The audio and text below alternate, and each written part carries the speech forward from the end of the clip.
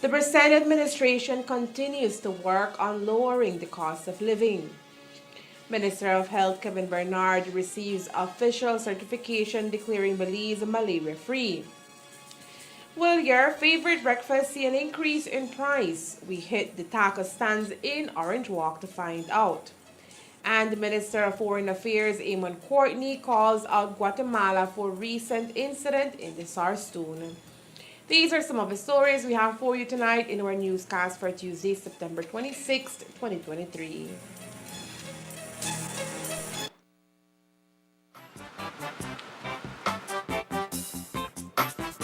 That'll be $50. Thank you. Wait, hey, this 50 is a fake. Well, how do you know it's a fake? What are you talking about, sir? How can I identify a genuine note from a fake note? Well, a genuine 50 has a watermark with the jaguar and the written words of the 50, also a thread. Know your money and know a fake one when you see it. Do not rely on any one security feature. Look for the clarity and quality of printing. The printed lines and colors should be sharp and clear. Feel the quality of the paper and the raised print. Hold the note up to the light to see the windowed security thread. It should form one complete line when held up to the light. The watermark and denominational electrotype. The Jaguar is the watermark in the $100 and $50 notes. The Sleeping Giant is the watermark in the $20, $10, $5, and $2 notes. The see-through feature. The parts of the design printed on the back should fit exactly within the unprinted areas of the front to form the complete design. Check the $100 note for the toucan hologram with the periwinkle flower overprint. Tilt it to see the small images of the toucan and the numeral 100. Check the $50 note for the green foil angelfish. Check even closer. Use an ultraviolet light to see the fluorescent features. Use a magnifier to see the microlettering. Tiny letters that read Central Bank of Belize and the value of the note. Stop the circulation of counterfeit Belize currency notes. Pass all counterfeits to the police at once. It is a criminal offense to hold or use a counterfeit. Be safe. Be sure. Know your money.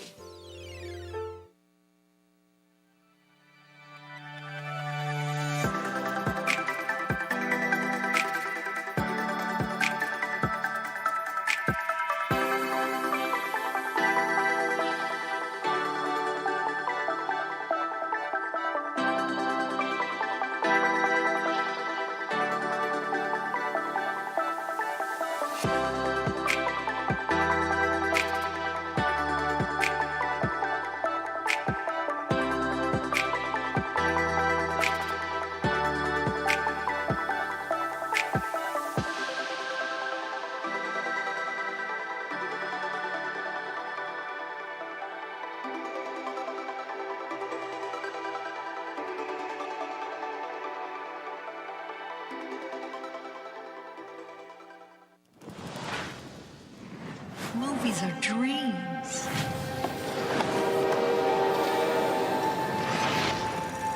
That you never forget. The lights change how everything looks. It's hard to find our house. Ours is the dark house with no lights. In this family, it's the scientists versus the artists. What kind of movie are we gonna make?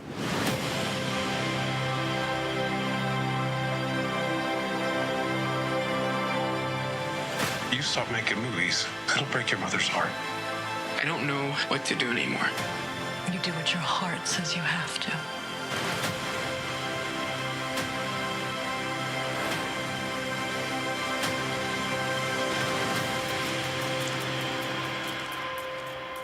What was your favorite part?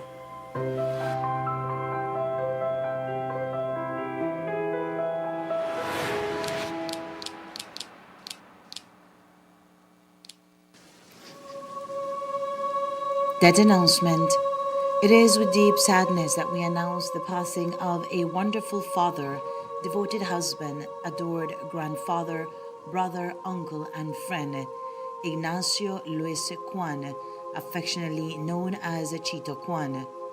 First smile, October 1st, 1933. Last smile, September 26, 2023.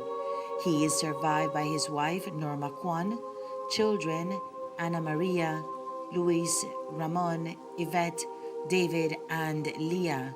Sons-in-laws, Jorge Castillo and Carlo Noble. Daughters-in-laws, Marta Cobo and Maria Gonzalez. Grandchildren, Jorge Ivan, Mary Lou, Stacy, Heather, Lisbeth, Luis Jr., Joshua, Emily, Gian, Danielle, Joseph, and Jacob. Great-grandchildren, Rafael. Siblings, Sylvia Kwan, Luis Melendez, Graciela Vargas, Emma Escalante, and Richard Kwan. Sister-in-law, Kathleen Veos, and extended family and friends. A Mass of Thanksgiving will be celebrated on Wednesday, September 27, 2023 at the St. Francis Xavier Church, Carrozal Town at 4 p.m. May Ignacio Luis Kwan rest in peace and rise in glory.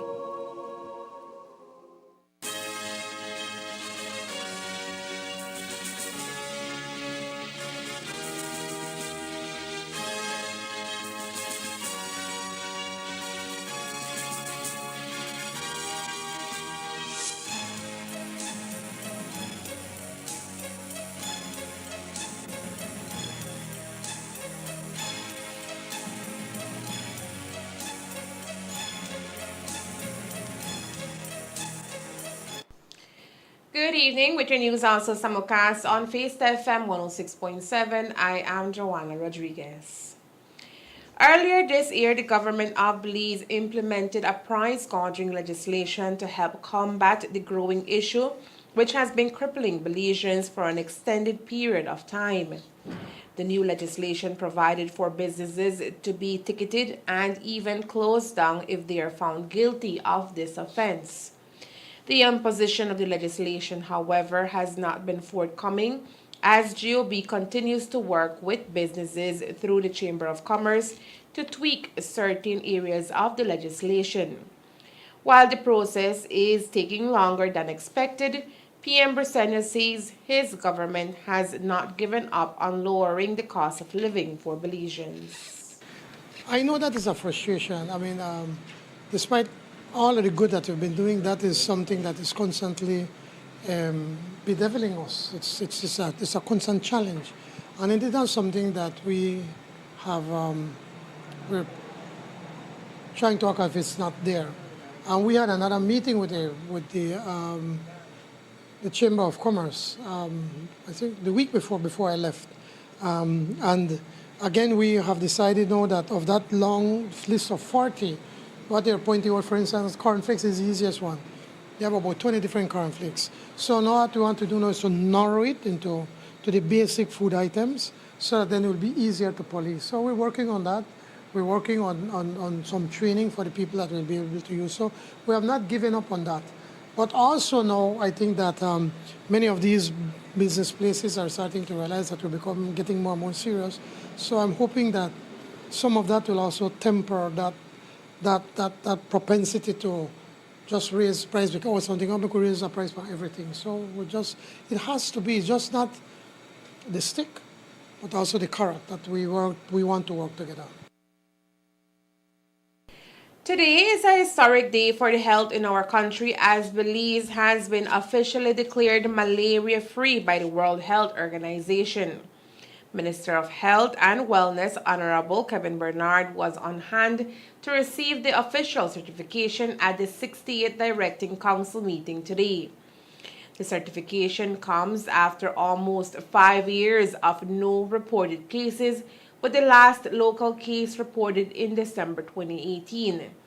In his official address at today's ceremonies, Minister Bernard credited the landmark achievement as a testament to the relentlessness, dedication of Belize's healthcare workers and community support, but also to the invaluable contributions from the country's global partners. I think it's very important for us to highlight Belize's achievement, and I want to start off by, of course, thanking the many workers at the Ministry of Health, especially our malaria team and all those at the EP unit that has to do the data analysis as well. And of course, the support of our partners like PAHO and Global Fund and the Bill Gates Foundation, all of these people that worked along with the Ministry of Health to ensure that we were able to achieve this milestone. As you're aware, way back in 1994 or so, or 97, Belize had over 10,000 cases of malaria. And when the initiative was launched, the ministry went directly into work. And so it means a lot for us. While we were certified in June, today at the Directing Council, we are officially handed over the certification. And so this means that when we say we are declared malaria-free, it means that the country has successfully eliminated the indigenous transmission of malaria within country. And so this means that there have been no locally acquired cases of malaria reported in Belize within that period of time. And since December 2018, there have been no cases of malaria. And so usually what they do, it means you have to have at least 3 consecutive years.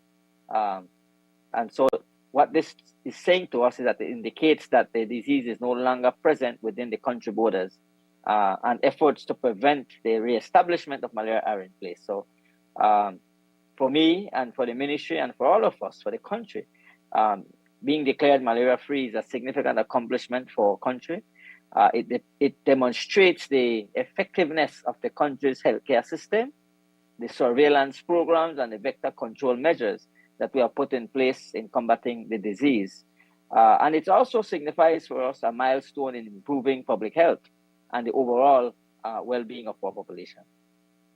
As only one of 3 countries to be declared malaria-free by WHO this year, this achievement, according to Minister Bernard, will go a long way in boosting Belize's overall international health cooperation and even tourism. This achievement strengthened our relationship with these organizations and opened doors for future collaborations in support of addressing other health challenges. We have cervical cancer, we have tuberculosis, hepatitis C. All of these things are infectious diseases that we want to ensure that we are able to address. And of course, what it also does, Norma, is that the efforts made to eliminate the malaria in Belize involve the strengthening of our health system, the surveillance mechanism, and the vector control methods that I said we use. So these improvements have long-term benefits beyond malaria, and it can contribute to the overall resilience and the capacity of Belize's healthcare system to address and to respond to public health threats. So overall, I would say that being declared malaria-free enhances our international reputation. It showcases our commitment to public health. It stimulates tourism and economic growth. And of course, as I said, it strengthens our partnership with the global health organization. So it really put Belize as a leader in disease control and elimination efforts, contributing to what the world wants, a safer and healthier world. With this achievement now in place, the work continues to prevent the re-establishment of this disease and towards the elimination of all vector-borne diseases, according to Minister Bernard. In order for us to ensure that long-term success of these type of programs and to sustain ourselves as malaria-free status, a question was asked to me earlier. I said, will Belize drop its guard? I said, no, we cannot. So our surveillance and response we must ensure that we maintain a robust surveillance system so that we can detect any imported or potential malaria cases promptly, rapidly diagnose those cases, investigate them, and we have to ensure that there's a response mechanism that we have to ensure that remains in place to prevent local transmission. In terms of our vector control, and that's one I think where we keep harping on and making sure, and I really want to congratulate that team because they have to ensure that we continue to implement effective vector control measures to control the mosquito population and prevent their resurgence. So we have to ensure that we could continue these activities, such as the insecticide treated bed nets or indoor residual spraying that you see we do every now and again. And of course, we need to ensure that the environmental management is there to ensure that we reduce the breeding site. So we encourage people as well to do their part in making sure that we are not leaving tires with water lying around and all these things. So these are things that breed these mosquitoes. And then what we also need to ensure is that we have cross-border collaboration. We have to strengthen collaboration and information sharing with our neighbors, neighboring countries. As you know, we are open borders. We have Mexico to our north and Guatemala to the south.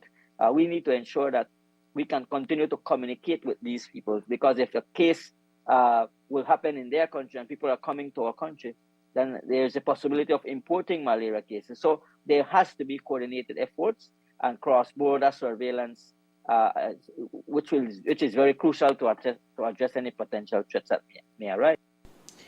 It is likely that your parents or your grandparents would have taken you downtown on a weekend or during the week, and the first stop before purchasing any groceries will be at your favorite taco stand.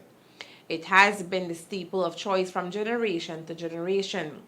And ever since history could lend us memory, it has always been 3 nicely rolled up tacos on a plate for $1 Belize dollar. But fast forward to 2023, life is not the same. Due to inflation and to a certain extent price gouging, the price of most products have seen an increase. While the government moves quickly to mitigate the impacts of the high cost of living, including amending the supplies control list, which now includes 30 additional grocery items, from liquid detergent to diapers, corned beef, and even toothpaste, several products on the market continue to rise. The most recent, corn tortillas, which is one of the main products for tacos. The price of the product increased recently from $2 to $2.25 per pound. So we hit the streets of Orange Walk today to find out if, due to the increase, the price for tacos will also be affected. Ahorita pues, hasta donde yo sepa, mi jefa todavía dice que no va a subir. Hasta con el tiempo, pues, a ver cómo nos va. Porque sabemos que también la gente no están tan para poder venir a... ¿no? Pero pues hasta ahorita vamos a seguir con lo mismo, 3 por dólar. Okay. ¿Usted cree que va a haber una disminución en clientela durante estos días? Me imagino que sí, pero yo digo que si están acostumbrados a este tacos que está sabroso, van a venir, aunque bajen los precios, aunque suban o bajan, como sea. ¿Usted cree que los tacos deberían de estar subiendo de precio 2 por $1? Yo pienso que no, porque es muy poquito para venderlo de esa manera. Está difícil, pero es que no es que uno quiera, sino es porque así se tiene que manejar, porque las cosas no pueden ser mejor. Pero para el momento, Góngoras lo va a tener a 3 por dólar hasta que lo pueda sostener. Exactamente, 3 por dólar hasta que ya. If in the near future the price for these delicious rolled corn tortillas with meat do change, tacos lovers say they will need to think twice before visiting a taco stand when in town. My name is Abimael Morales. I come from the Cayo district, actually from San Antonio village. Mm-hmm. And every time you come to Orange Walk, you buy tacos? Yeah, these are the best tacos, man. But the word is that tacos will be going up, which means you're going to be getting less tacos for $1. That's what I actually just heard. I wasn't aware. I mean, in my village, the corn dough is pretty much in a high price now. I think it's about $1 a pound, which is, it wasn't like that before. But now I'm hearing that it's going up higher. So, and if you can see, I don't have anything to drink, so I'm gonna eat, but I'm not gonna have enough to buy my soda now. Just kidding. But yeah, but I'll still have my tacos, maybe just less, Do you think that it should be going up? Because, I mean, everything is going up, but we haven't really heard about masa going up or corn going up. And even if corn is grown in Belize, so what do you think about that? Honestly, I don't think it should be something that we could supposed to pay a high price for. I mean, corn is something that we could say it's from like maybe a middle to lower class. I mean, that's what we consume mostly. The Mayas used to consume corn as main food. I don't agree with something like that happening. But I mean, So you're still gonna buy tacos though, or you're gonna? I will. I will still buy tacos, just maybe a less amount now. As for the price of masa, it varies. At Telly's Tortilla Factory, the price of masa remains unchanged at $1 per pound. Tortilla, however, now sells at $2.25 per pound, a rise that was implemented since September 10, 2023. Then we drove to San Francisco Tortilla Factory located on Stadium Street, where we found out that since September 24, 2023, the factory has increased the price of masa from $1 to $1.25 per pound and $2.25 per pound of corn tortilla, an increase of 25 cents. But going further north in Corozal Town, we checked in at Ronnie's Tortilla Factory. Here, the price for tortilla will be $2.25 starting on October 1st, 2023. For now, the pricing remains the regular $2 per pound. To summarize, in some places, both masa and tortilla have seen a rise, but on the other hand, your local tacos vendor have not pushed for a change of the 3 tacos to $1 just yet. Minister of Foreign Affairs, Foreign Trade and Immigration Amon Courtney addressed the 78th session of the United Nations on Saturday, where he touched on a number of issues. In his address, he called out Guatemala for the recent incident in the Sarstoon involving Belize Territorial Volunteers, BTV, and Guatemalan Armed Forces, GF.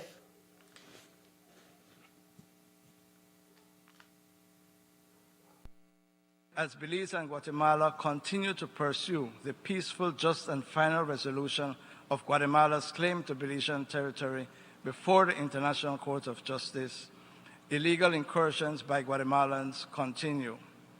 Recently, Guatemalan military forces illegally entered Belizean waters and unlawfully removed Belizean flags placed on Belizean soil. Deforestation, cattle ranching, and cultivation of illegal drugs by Guatemalans continue in remote and protected areas of Belize. These activities are contrary to international law and good neighborliness. Concluding a Sarstoon protocol to avoid unnecessary incidents in our southern and maritime space remains outstanding but necessary. On September 10, the BTV made its annual flag planting visit to the Sarstoon Island, and GAF removed the flags planted by the BTV. On Saturday, Minister of Foreign Affairs, Foreign Trade and Immigration Amon Courtney also defended diplomatic allies Cuba and Taiwan at the 78th session of the United Nations. As it relates to Cuba, Courtney repeated Belize's call for the immediate lifting of the illegal, immoral, and unjust commercial, financial, and economic blockade imposed on Cuba. The designation of Cuba as a state sponsor of terrorism by the United States of America is evil and pernicious. We deplore it, we condemn it, and we call for its immediate removal. In the post-Cold War dispensation, the American policy has no other objective but to cruelly punish ordinary Cubans and stifle their sustainable development aspirations. In the case of Haiti, which is crippled by a humanitarian crisis fueled by soaring gang violence, Minister Courtney also called for action. The Haitian people are suffering from unimaginable violence, human rights violations, and a humanitarian disaster. The CARICOM Eminent Persons Group is working to facilitate political consensus building that will be essential for Haiti's recovery. A broad-based political compact is urgently needed to transition to constitutional governance. Belize commends the offer of Kenya to lead a multinational force to provide security assistance to Haiti. Mr. President, Belize will join the other CARICOM countries in contributing to the multinational force once the appropriate framework is in place. And we call for the full funding of the Haiti Humanitarian Response Plan and a strong Security Council resolution to support the mobilization of the multinational force. Time flies. Haiti can wait no longer. If we go back to the issues faced by Cuba, the latest incident against the country was recorded on Sunday when the Cuban embassy was attacked in Washington, D.C. When Cuban Foreign Minister Bruno Rodriguez Parilla made it known that his embassy was attacked, though no one was hurt during the incident, Belize took a stern position. In fact, on Monday, White House National Security Advisor Jake Sullivan condemned the attacks. Belize joined in as Foreign Minister Eamon Courtney took to Twitter to share his position on the incident. The minister stated, and we quote, "The attack on the Cuban embassy in Washington, D.C. is illegal. Belize condemns it. The perpetrators must be held to account," unquote. Coming up next, the gift of life offers hope to 1-month-old Adar Mai from Orange Walk. The baby is in dire need of a heart surgery. Stay tuned. Tell me something. You can go anywhere. Another timeline. Another universe. So why do you want to stay and fight to save this one? Because this is the world where my mom lives. I'm not gonna lose her again.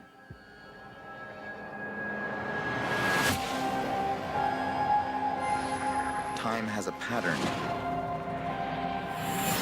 that it can't help reliving. Different people, different worlds, drawn to each other like magnets.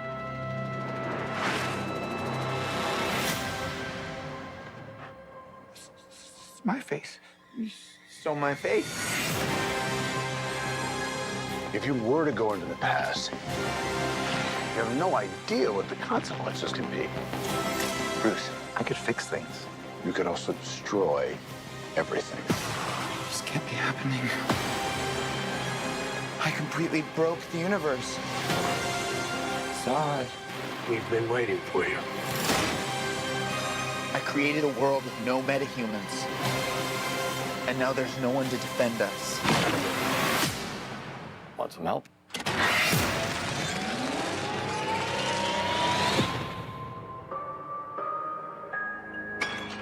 Oh. You are? Yeah. I'm Batman.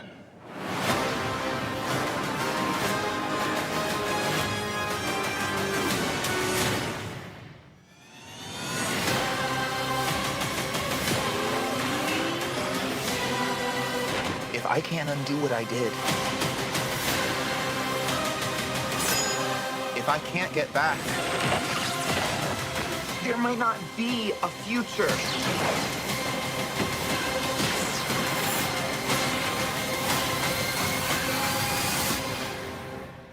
What's the play? Batman, what do we do? We try not to die.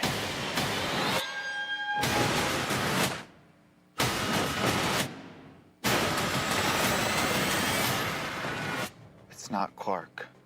My name is Kara. I'm Barry. We're Barry.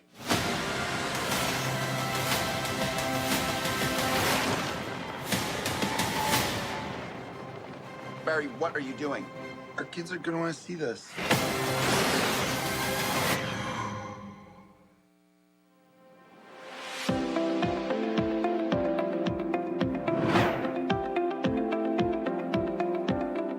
Asunción's radiodiagnostics is a radiology service that we provide. It entails the services of ultrasound, X-ray, mammogram, and then we incorporated the laboratory services also.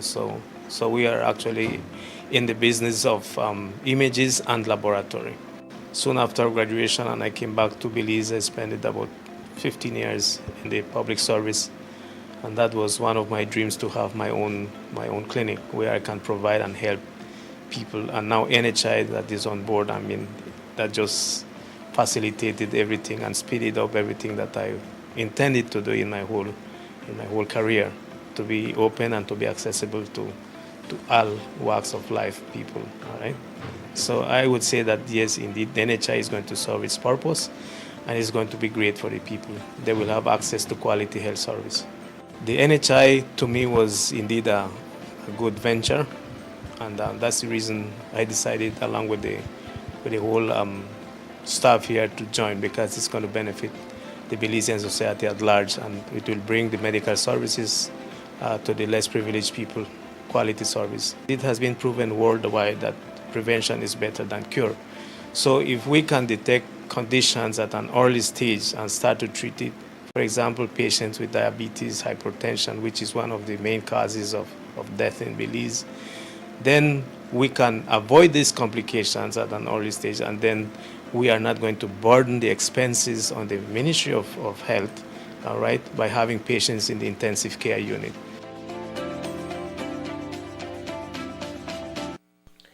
Five non-governmental organizations from across the country today received grants through the Central America Regional Security Initiative Economic Support Fund, CARSA-ESF.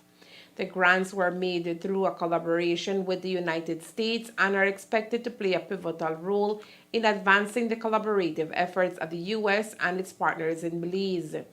The project, according to U.S. Ambassador Michelle Kwan, has invested more than $5 million to the advancement of these organizations. The Central America Regional Security Initiative, ESF, Economic Support Fund, is just so important.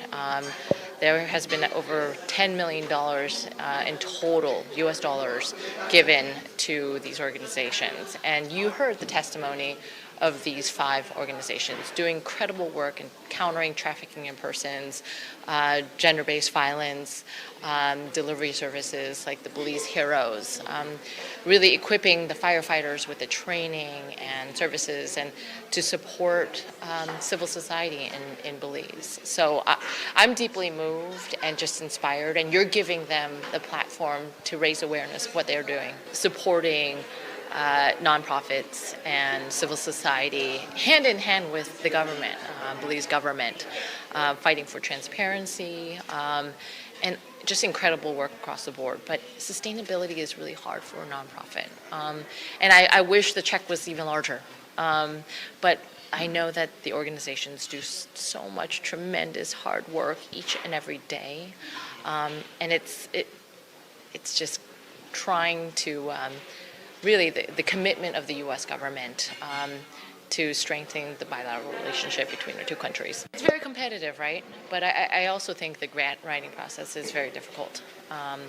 And these organizations really are leaders in their areas, and they do so much, and they continue to do a lot of work. And you saw repeat grant awardees today, from RET to the Belize Heroes and others, and Love Foundation, right? And it is only a testament of the work that they're doing and they're continuing to accomplish.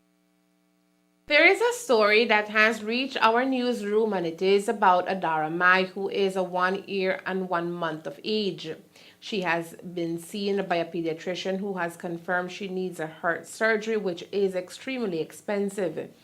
But there is hope for Adara, as her story has reached the ears of the Gift of Life program, which falls under the umbrella of the Rotary Club of Belize. Today we had a conversation with Yvette Burks, who spoke on behalf of the Rotary Club of Belize. I am with the Rotary Club of Belize. It's the oldest Rotary Club here in Belize. Was started in 1957. I have been a Rotarian since 1998, and I had the opportunity to start serving as a volunteer with Gift of Life Belize at that time. Gift of Life Belize, however, has been around since 1977. I have heard from my predecessors. Okay, and the story about Adaha? Well, we have a clinic in Belize with a pediatric cardiologist approximately every 6 months. There is always one in August, and there is generally one in February. After the August clinics in 2022, she was born. So unfortunately, there was a delay with getting her into the program, as sometimes it's a little difficult to get accurate diagnosis here in between clinics. However, she was a precious little, or she still is a precious little preemie, and with a very severe heart disease, and she was able to start attending our clinics as of February of this year. Took a little while because of the situation with her heart, but we are so delighted that finally we are able to get her surgery done. She has been accepted, and we're working on visas, and hopefully she will be traveling to the US in October, about the middle of October. What is her condition and what probability of success does the surgery have? I don't know if I am at liberty to discuss her condition, but I will say that she is going to one of the absolute premier hospitals in the US, and the opportunity for success is excellent. As long as she gets there healthy and well, she should be able to have a successful treatment. Gift of Life has been the flagship program for the Rotary Club of Belize, who was chartered in 1957. Their first patient was served in 1977, and the club makes no exception where a child can be sent. Most patients, however, are sent to the USA for surgery. Belize's Foreign Affairs, Foreign Trade and Immigration Minister Eamon Courtney expressed concern over the eroding trust among developed countries in a speech to the 78th session of the United Nations General Assembly on Saturday. Courtney highlighted unmet promises with targets dating back to 1970 yet to be fulfilled, resulting in a staggering $6.5 trillion in undelivered aid to developing nations. At COP15, developed countries committed to mobilize $100 billion per year by 2020 for climate action. That commitment has yet to be met.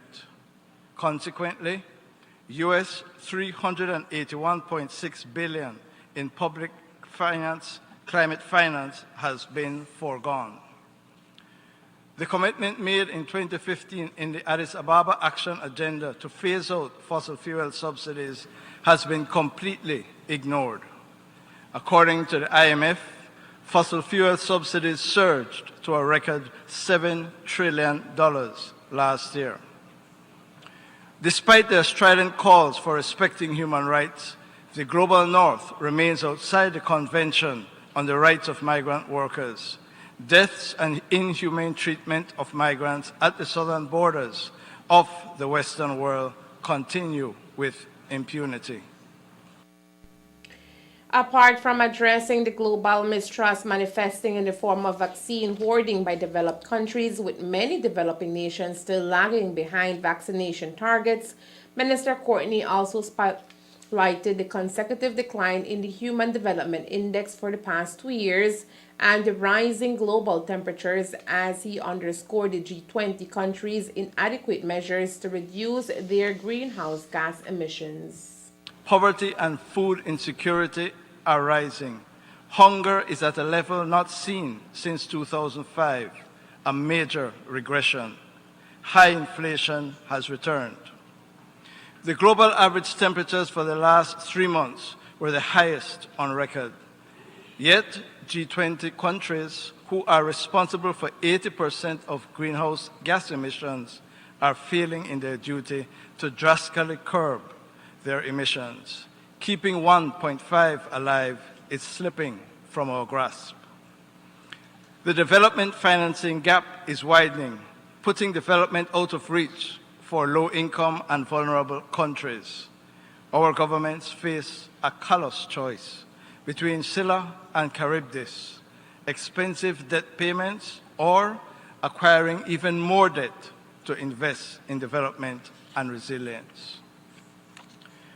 More than half of the world's top 50 most climate vulnerable countries are home to 40% of people living in extreme poverty. But as they represent only 2.5% of the global economy, their debt distress falls through the global financial cracks. In his speech, Courtney proposed 3 urgent actions for rebuilding trust and promoting solidarity, including international financial architecture reform, realization of genuine commitments, and reform of the UN Security Council. Concluding, Courtney emphasized the dire need for course correction to rejuvenate global trust, solidarity, and collectively steer the planet away from impending climate doom. Minister of Health and Wellness Kevin Bernard today warned of a fake Instagram profile purporting to be him. Bernard posted a notice on his Facebook profile. I understand there is a fake Instagram profile utilizing my photo. Kindly note that this is not from me and kindly report that page. It is an Instagram account linked to it. This is fake, the minister said. Users online are advised to be very cautious when interacting with certain high-profile figures, as many fake profiles have been created over the years in an attempt to scam people. And that's the news. We invite you to join us for another newscast on Wednesday, September 27th here on CTV3 and Fiesta FM 106.7. Remember that to read a text version of the news, you can visit our website at CTV3BelizeNews.com.